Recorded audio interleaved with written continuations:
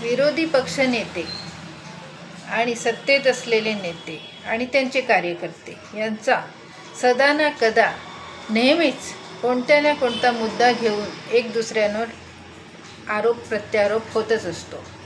हे आपण नेहमीच बघतो.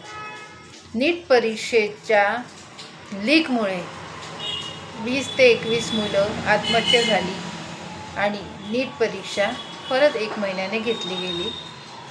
तो मुद्दा घेऊन जंतर मंतरवर अभिजित दिपके आणि सोनम वांगचुक यांनी तिथे आंदोलन पुकारले होते. त्यांच्याबरोबर त्यांचे कार्यकर्ते पण होते. या आंदोलनाला पाठिंबा देण्यासाठी अनेक कार्यकर्ते देशभरातून तिथे पोचले होते.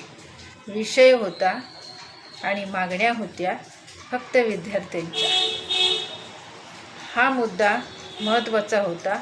हाच मुद्द्यावर अडून राहिलेले अभिजित दिपके आणि सोनम वांगचुक. परंतु या आंदोलनाला पाठिंबा देण्याच्या बहाण्याने विरोधी पक्षनेते तेथे पोचले, प्रत्येक पुऱ्या देशातले, आणि त्यांनी तिथे जी नारेबाजी केली, जो आपला स्टंटबाजी केली, त्यामुळे जंतर मंतरवर असलेले नीट परीक्षेच्या आंदोलनाला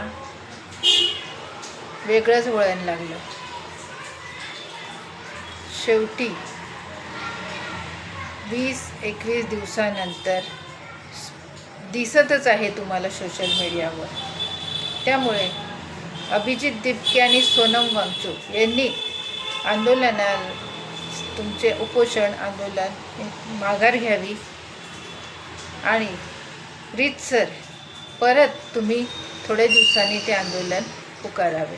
कारण तुमच्या आंदोलनाचा विषय आणि राजकारणी लोक, विरोधी पक्षनेते आणि सत्तेत असलेले नेते यांच्यामध्ये घमासान सुरू आहे आणि तुमचे मुद्दे भरकटत आहेत.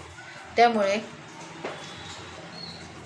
तुमचं आंदोलन स्थगित करावे थोडे दिवसासाठी आणि परत नव्याने तुम्ही कोणालाही सपोर्टमध्ये न घेता, कोणालाही तिथे स्टंटबाजी करून न देता तुमचं आंदोलन, तुमचा मोर्चा, तुमच्या मागण्या योग्य पद्धतीने परत सुरू करा.